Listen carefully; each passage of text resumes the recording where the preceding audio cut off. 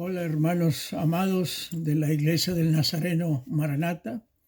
Soy el pastor Alejandro Sandoval y hoy, 5 de abril del 2020, quiero hablarles en el nombre del Señor de la entrada triunfal del Señor a Jerusalén.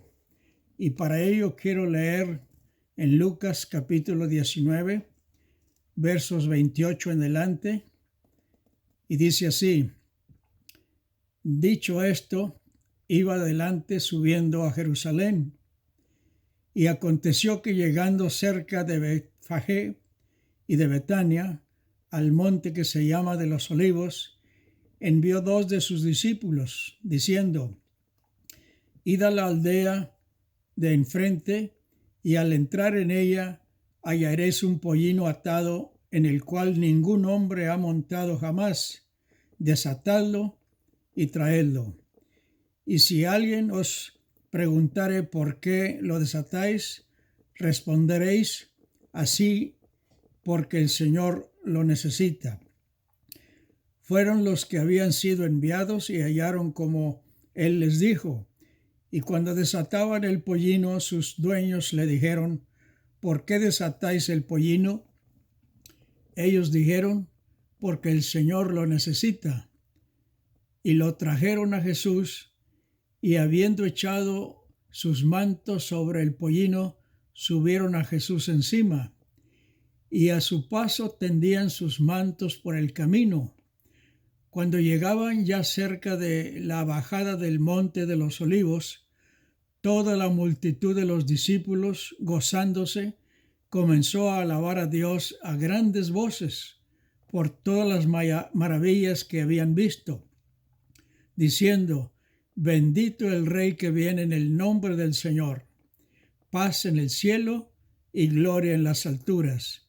Entonces algunos de los fariseos de entre la multitud le dijeron: Maestro, reprende a tus discípulos.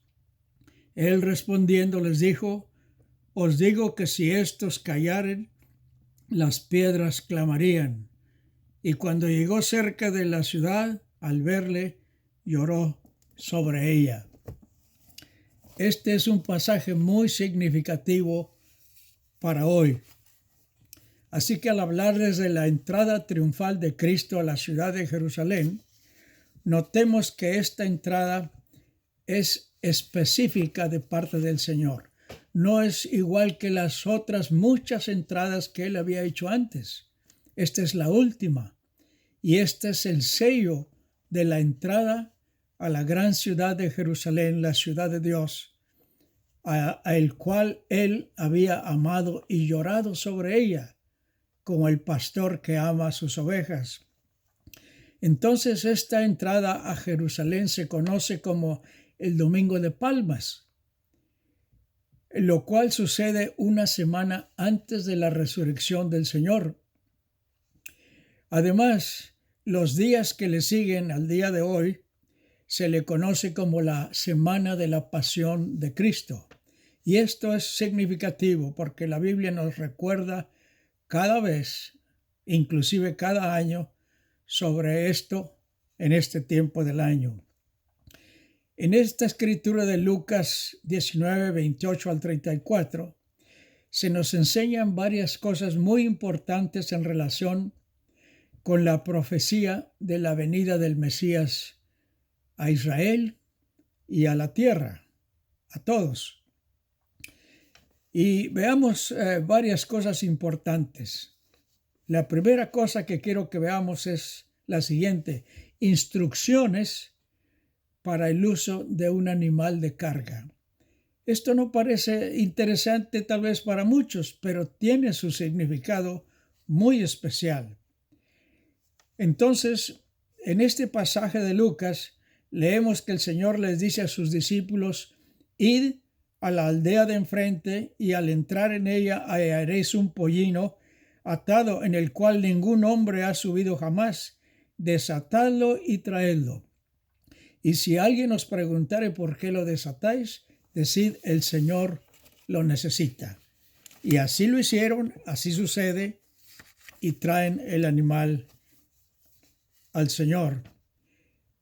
La primera pregunta que viene a nuestra mente es la siguiente: ¿por qué el uso de un asno para que el Hijo de Dios entrara en la ciudad de Jerusalén? Esta era su entrada final. ¿Por qué tenía que entrar sobre un asno? Y déjenme decirles, el asno era uno de los animales más baratos como animal de carga. Este animal es el de menor dignidad. No representa realeza, la realeza de un rey, y menos la realeza de Cristo el Señor. Ni siquiera era digno para la realeza de un rey terrenal. Sin embargo, el Señor lo usa. Y la respuesta del por qué el Señor usa un asno para entrar a Jerusalén, nosotros lo encontramos en la profecía de Zacarías, capítulo 9, verso 9, la cual dice: alégrate mucho, hija de Sión, da voces de júbilo, hija de Jerusalén. He aquí tu rey vendrá a ti justo y salvador, humilde y cabalgando sobre un asno, sobre un pollino hijo de asna. Esta profecía es lo que le da la importancia al hecho de que el Señor entrara montado sobre un asno a la ciudad de Jerusalén. Estaba escrito y debía cumplirse exactamente al pie de la letra. Así que no era asunto de poco significado. Era el significado literal de una profecía literal acerca de la venida del Mesías, el Hijo de Dios. Veamos ahora, en segundo lugar, implicaciones de este tipo de entrada a la ciudad de Dios de parte del Señor. Cristo, aún entrando sobre un animal de carga, entra a la ciudad de Jerusalén con toda la dignidad de un verdadero Dios. Bendito sea Dios, con toda la dignidad del Mesías prometido al pueblo del Señor. Aún montado sobre el asno, Jesucristo entra a la ciudad como lo que es, el verdadero Rey de Reyes y Señor de Señores.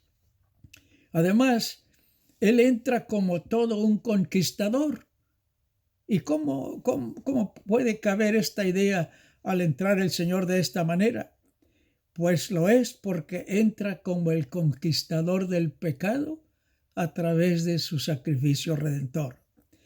Entra como el conquistador de las almas porque Cristo ama las almas más de lo que nosotros podemos imaginarnos. Así que Él entra como conquistador del corazón humano, de las almas preciosas de todos aquellos que quieren creer en Él. Además, entra como el conquistador de la muerte. Él dijo: porque yo vivo, vosotros también viviréis. Yo soy la resurrección y la vida, y aun el que cree en mí, aunque esté muerto, vivirá. Él es el conquistador de la muerte y el conquistador del infierno. Para todos aquellos que creen en Él, Él es el Salvador. Además, Él se presentó oficialmente a Israel como lo que era, por las características que Él representó. ¿Cómo es posible que, siendo Rey e Hijo de Dios, pueda entrar Él en una forma tan humilde, montado sobre un asno? Porque esta es la característica de Él. Siempre fue clasificado como un hombre pacífico, como el Hijo de Dios que traía paz a la tierra. Entonces lo que estaba haciendo era de acuerdo con el carácter mismo del Hijo de Dios. Él entonces se presentó siendo lo que era, pacífico, con un mensaje de amor y salvación para todos aquellos que deseen creer en Él. En tercer lugar, la reacción de la multitud al entrar el Señor a la ciudad. Eso también es importante. La gente puso sus mantos sobre el asno y subieron al Señor sobre él, sobre el asno. Otros a su paso tendían sus mantos en el camino, dándole una gloriosa entrada a la ciudad de Dios. Cuando llegaron cerca de la bajada del monte de los olivos, toda la multitud de los discípulos, gozándose, comenzaron a alabar a Dios a grandes voces por todas las maravillas que había hecho. Horas antes y días antes habían visto cada milagro del Señor y por esa razón lo alababan y entraron en la forma en que entraron, porque habían visto sus grandes milagros. Y lo que decían era esto: bendito el Rey que viene en el nombre del Señor, paz en el cielo y gloria en las alturas. En esta forma estaban identificando a Jesús directamente como el Mesías enviado por Dios a los fieles israelitas, los que lo estaban esperando, porque los líderes religiosos se esperaba que lo esperaran, pero cuando llegó al templo para contestar sus oraciones, lo mataron. Los que debían recibirlo y darle la bienvenida fueron los que lo llevaron al Calvario. Él traía en sí mismo la paz. Era el Rey de la paz, el símbolo y la realidad de la paz. Esta paz era de Dios, venía del cielo para que la gente que deseaba tenerlo, encontrarlo y recibirlo. Él traía en sí mismo todas las bendiciones del cielo para no solamente el pueblo judío, pero para el mundo entero. Y qué lamentable fue que no lo identificaran como el Mesías ni como el Hijo de Dios. Así que con todo esto que está sucediendo, el Señor está siendo identificado por el pueblo cuando lo alababa como el Mesías, como el Rey de Reyes. Ahora veamos la reacción de los críticos del Señor. Esa es otra lección importante para todos nosotros. Entonces, dice la Escritura, algunos de los fariseos de entre la multitud le dijeron: Maestro, reprende a tus discípulos. ¿Cómo es posible decir tal cosa de parte de los líderes religiosos de Israel? Repréndelos. A la multitud está, ellos en diferentes formas están diciendo, la multitud está diciendo mentiras acerca de ti. Tú no eres ningún rey. Tú eres el hijo del carpintero que conocemos. Conocemos el taller de él donde hacía muebles y cosas. Y a ti te vimos trabajar ahí en la carpintería. Tú no eres el Mesías, el Hijo de Dios. Tú no eres el Cristo. Así que repréndelos, Señor. Tú, Maestro, cállalos, porque no están diciendo la verdad. Y ellos habían dicho antes, los fariseos, ¿quién es este? No lo reconocían como el Hijo de Dios, nomás como un maestro. ¿Quién es este? Ya lo conocemos de dónde viene, cómo dice tales cosas, de dónde viene la sabiduría que él profesa tener. Esta fue una ignorancia maligna, intencional de los fariseos y de los sacerdotes y de muchos otros como ellos. ¿Acaso, y esta es una pregunta importante para nosotros, acaso supresión era la respuesta correcta a la declaración de fe de estos hombres? ¿Suprimirlos? ¿Supresión? ¿A un grito de almas redimidas, cómo callarlas? No se puede. Esto era lo que los fariseos estaban reclamando, que el Señor callara a sus discípulos. Nosotros nos preguntamos, ¿cómo silenciar exclamaciones legítimas del alma cuando salen de un corazón que ama al Hijo de Dios y reconoce quién es Él?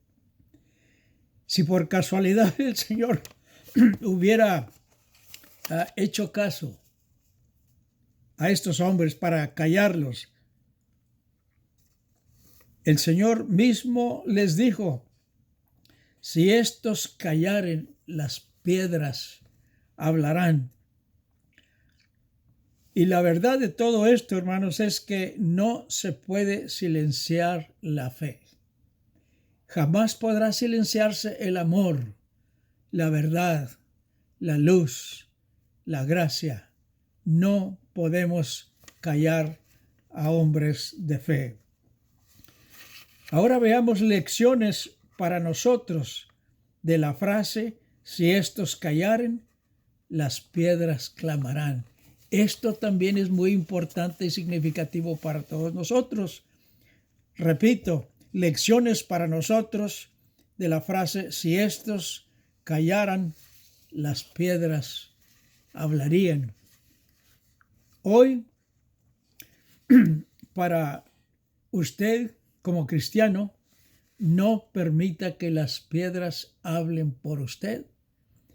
Que esa respuesta que el Señor dio a los fariseos, podemos tomarla para nosotros. No permitamos que las piedras hablen por nosotros. Es un crimen espiritual guardar silencio ante las almas que se están perdiendo. Tenemos que decir algo. El Señor mismo, cuando lo estaban juzgando, dijo, pregunta a los que han oído. ¿Por qué me preguntas a mí? Ellos saben lo que yo he dicho. Nosotros sabemos lo que Cristo ha enseñado en la palabra del Señor. Y sería un crimen, repito, un crimen espiritual, guardar silencio ante la necesidad de las almas que necesiten el Evangelio. La fe y el testimonio personal. Nuestra fe y nuestro testimonio son gemelos. Es decir, la fe y el testimonio viven juntos, nacieron juntos, se han desarrollado juntos, caminan juntos y son expresados al mismo tiempo, la fe y el testimonio. Recordemos que cuando las alabanzas de los hijos de Dios son legítimas, siempre hallarán lugar para ser expresadas. Si Cristo decidió no callar a los que alababan su santo nombre, nosotros tampoco podemos permanecer callados ante el gran mensaje del Evangelio que tenemos en nuestras manos. Hace ya muchos años que un gran líder cristiano de la China vino a los Estados Unidos y predicó en una iglesia liberal de la ciudad de Los Ángeles. Y cuando él terminó su mensaje, un estudiante de universidad vino a él y le preguntó lo siguiente: ¿por qué tenemos que exportar el cristianismo a su país cuando allá tienen a Confucio? Pero ¿cómo puede un muchacho en una universidad cristiana decir por qué tenemos que exportar el cristianismo a la China si allá tienen a Confucio? ¿Cómo? ¿Cómo es posible pensar eso? Y la respuesta de este gran hombre de Dios es clásica y la dio en 3 partes. Y ojalá y ustedes puedan recordar esto. La primera respuesta fue la siguiente: Confucio fue un maestro y Cristo es el Salvador. China necesita un Salvador más que un maestro. Gloria al Señor. En segundo lugar, este gran chino hombre de Dios contestó: Confucio está muerto y Cristo está vivo, y la China necesita un Cristo vivo. Y nosotros también necesitamos a un Cristo redentor que está vivo para siempre y que nos puede dar vida también a nosotros. En tercer lugar, este hombre de Dios dijo: Confucio un día tendrá que estar frente a Cristo para ser juzgado por él. China necesita conocer a Cristo como un Salvador antes de que tenga que confrontarlo como juez. Y es el mismo mensaje para nosotros hoy. Necesitamos ver a Cristo como el Salvador de nuestras almas y aceptarlo. Si no lo hacemos, vamos a tener que confrontarlo un día como juez. Y esta terrible pandemia que está sucediendo entre nosotros en el mundo entero puede ser un mensaje de advertencia para que busquemos a Dios. Cristo, cuando fue preguntado por sus discípulos cuándo sucederán estas cosas, refiriéndose al fin del mundo, y el Señor dijo: solamente el Padre lo sabe. Pero cuando oiréis guerras y rumores de guerras y terremotos y conflictos y cuantas cosas, sabed que el tiempo está cerca. Y el Señor dijo esto hace 2000 años. Así que pueden faltar cuestión de días para la segunda venida de Cristo. Tal vez esta crisis que estamos pasando hoy sea un llamado de atención para nosotros, un recordatorio de que todos necesitamos buscar a Dios para ser salvos. Así que, como hicieron los primeros discípulos con el Señor cuando Él estaba entrando a la ciudad de Jerusalén, que lo alabaron y creyeron en Él y lo recibieron, hagamos lo mismo nosotros. Solamente a través de Cristo podemos entrar al reino de los cielos. Así que confiemos en Él. Dios lo envió a esta tierra como Salvador. Y es a Dios a quien estamos aceptando, y a su Hijo Redentor, y al Espíritu Santo que Él ha enviado. Oremos al Señor. Padre Santo, permite que esta palabra tuya que está en la Biblia pueda tocar muchos corazones. No solamente la gente fiel que te ama y te sirve, pero mucha gente que no ha recibido a Cristo como su Salvador. Tócalos, Padre Santo, y permite que en tu nombre hagan esta oración. Padre Santo, perdóname. Me arrepiento de mis pecados y te entrego mi corazón. Quiero ser salvo hoy, en el nombre del Padre, y del Hijo, y del Espíritu Santo. Amén.